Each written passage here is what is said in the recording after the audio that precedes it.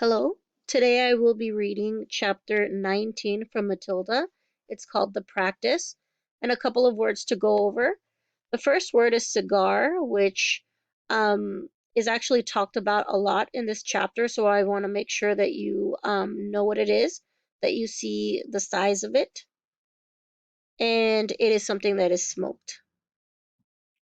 And we have ethereal, something out of this world, beautiful, really cool, something that people really can't do, magical. The practice begins on page 205 on the PDF. Matilda found the house empty, as usual. Her father was not yet back from work, her mother was not yet back from bingo, and her brother might be anywhere. She went straight into the living room and opened the drawer of the sideboard where she knew her father kept a box of cigars. She took one out and carried it up to her bedroom and shut herself in. Now for the practice, she told herself. It's going to be tough, but I'm determined to do it. Her plan for helping Miss Honey was beginning to form beautifully in her mind.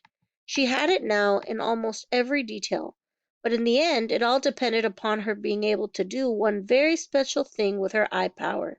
She knew she wouldn't manage it right away, but she felt fairly confident that with a great deal of practice and effort she would succeed in the end. The cigar was essential. It was perhaps a bit thicker than she would have liked, but the weight was about right. It would be fine for practicing with. There was a small dressing table in Matilda's bedroom with her hairbrush and comb on it, and two library books. She cleared these things to one side and laid the cigar down in the middle of the dressing table. Then she walked away and sat on the end of her bed. She was now about 10 feet from the cigar. She settled herself and began to concentrate.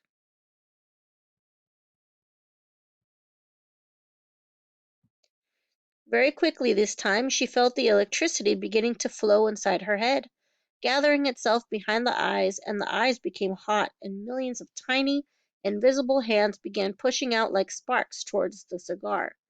"Move," she whispered, and to her intense surprise, almost at once, the cigar with its little red and gold paper band around its middle rolled away across the top of the dressing table and fell onto the carpet.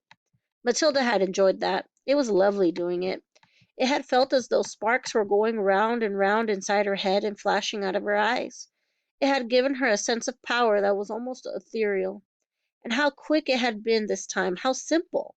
She crossed the bedroom and picked up the cigar and put it back on the table. Now for the difficult one, she thought. But if I have the power to push, then surely I also have the power to lift? It is vital I learn how to lift it. I must learn how to lift it right up into the air and keep it there. It is not a very heavy thing, a cigar. She sat on the end of the bed and started again. It was easy now to summon up the power behind her eyes. It was like pushing a trigger in the brain. "Lift," she whispered. "Lift, lift." At first the cigar started to roll away, but then, with Matilda concentrating fiercely, one end of it slowly lifted up about an inch off the tabletop.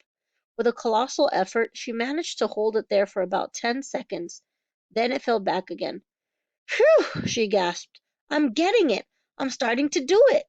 For the next hour Matilda kept practicing, and in the end she had managed, by the sheer power of her eyes, to lift the whole cigar clear off the table about 6 inches into the air and hold it there for about a minute. Then suddenly she was so exhausted she fell back on the bed and went to sleep.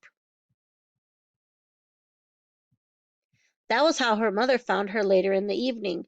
"What's the matter with you?" the mother said, waking her up. "Are you ill?" "Oh, gosh," Matilda said, sitting up and looking around. "No, I'm all right. I was a bit tired, that's all." From then on, every day after school, Matilda shut herself in her room and practiced with a cigar. And soon it all began to come together in the most wonderful way. 6 days later, by the following Wednesday evening, she was about not only to lift the cigar up into the air, but also to move it around exactly as she wished. It was beautiful. "I can do it!" she cried. "I can really do it! I can pick the cigar up just with my eye power and push it and pull it in the air any way I want."